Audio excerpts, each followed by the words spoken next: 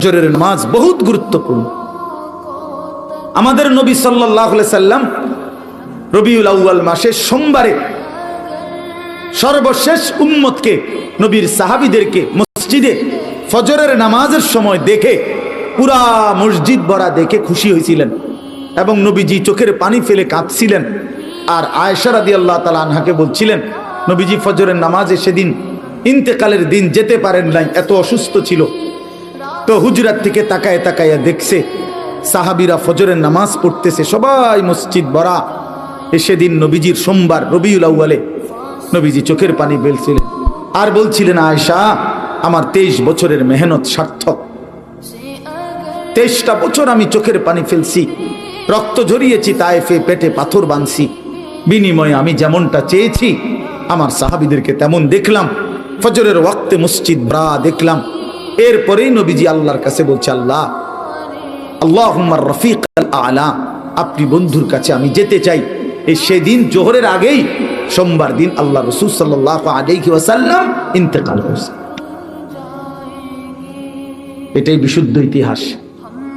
এজন্য নবী সাল্লাল্লাহু আলাইহি সাল্লাম উম্মতকে শেষ কোন নামাজে দেখছেন?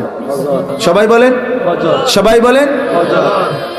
সেই উম্মত যখন আমলনামা নিয়ে নবীর সামনে যাবে আর আল্লাহ রসুলের হাতে নিজের আমলনামা তুলে দিবে, ইয়া রাসূলুল্লাহ, এই যে আমার আমলনামা, আপনি আমার জন্য একটু সুপারিশ করেন।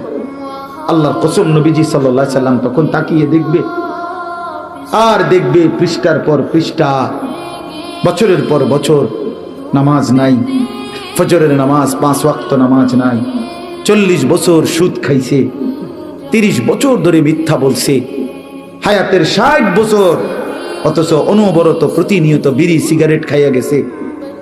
60 বছর বয়স, চা দোকানে আড্ডা দিছে, নাটক সিনেমা নর্তকীর ছবি দেখছে, কথায় কথায় মিথ্যা বলছে, গালিগালাজ করছে।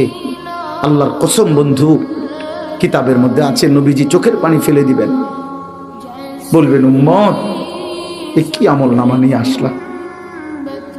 এটাই শ্রেষ্ঠ নবীর, শ্রেষ্ঠ উম্মতের আমল নামা? তুমি জানো উম্মত, আমি 23টা বছর উম্মত তোমাদের জন্য আমি দিবা নিশি কাঁদছি উম্মত। আম্মা জান আয়েশা রাদিয়াল্লাহু তাআলা আনহা বলছেন, এশার নামাজের পরে নবী দাঁড়াইছে ফজরের আজান পর্যন্ত উম্মতের জন্য এক দাঁড়ানোতে চোখের পানি ফেলে কাঁদছে। নবীজি বলবেন, ভাইয়া উম্মত আমি 23টা বছর কেঁদেছি,